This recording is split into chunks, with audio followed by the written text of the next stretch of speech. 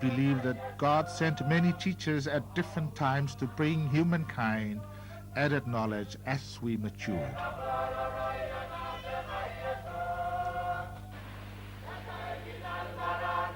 The thing to do then is to start introducing new Baha'is to the teachings of Bahá'u'lláh.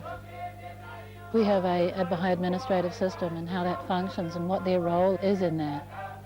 Because everybody's involved, because in the Baha'i faith there is no clergy. Bahá'u'lláh is saying to humanity, you've grown up.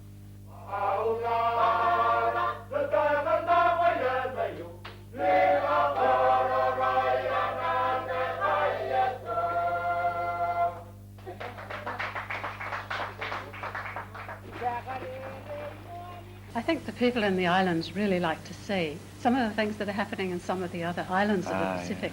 Yeah. You know, one of the comments that I heard a lot here was about Robin herself, and she speaks the local language and dancing. You had lovely shots of her in that video, dancing the local dances with beautiful costume.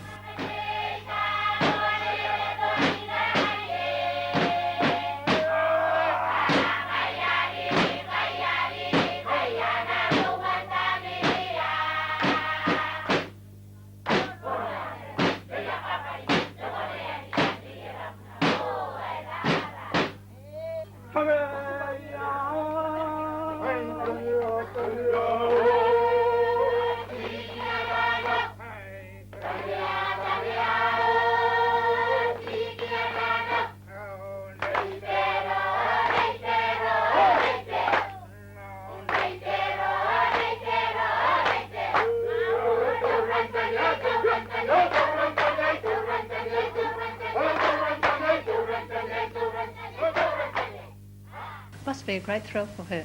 You would have enjoyed that. Yeah, I did. And there's something special about Robin herself.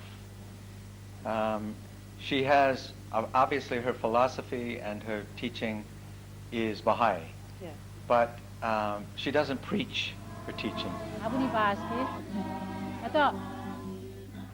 She also lives her teaching. She talks about the equality of men and women and the oneness of mankind and all these principles that are basically Baha'i. And then you see her with the women, and you see her working with the women, and you see her with the diversity of people, and learning the language, you know, fitting into the culture, not trying to be the Papa or the Palangi or whatever. You know, she fits in with the people. She sits on the floor, you know, where us Europeans, we got to sit on our chairs or whatever. Right. And so that's what makes it great, is she's the star, she's the shining light. She And I don't mean movie star, I mean spiritual, you know, brilliant star.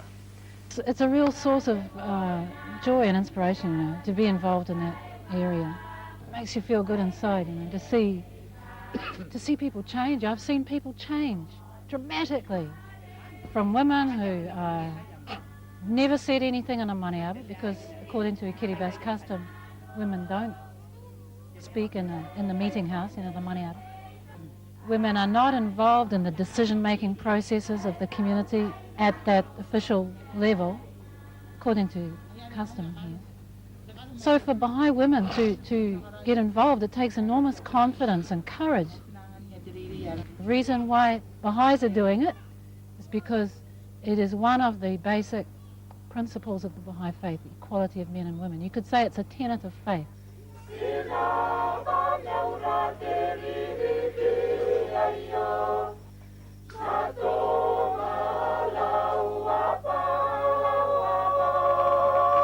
And there's a very clear illustration of this principle from Abdul-Baha, the son of Bahá'u'lláh, where he says, think of humanity as a bird, and a bird has two wings. Imagine that one wing is men and the other wing is women. Now, for that bird to fly, both wings have got to be operating in unison, and they have to both be strong. If one is strong and the other is weak, the bird's going to go around in circles. It's not going to get to where it wants to go. It'll never get there. That's a very clear illustration. Anyone can understand that when you look at it that way. Doesn't mean that we are the same, that we necessarily have to do the same things, that we we may have separation of function. For example, biologically we're different. Women do have babies and breastfeed babies. Men can't do that. No one expects it to be any different. That's the way it is. But the equality, as I understand it, the equality that we're talking about in the Baha'i writings is an equality of opportunity.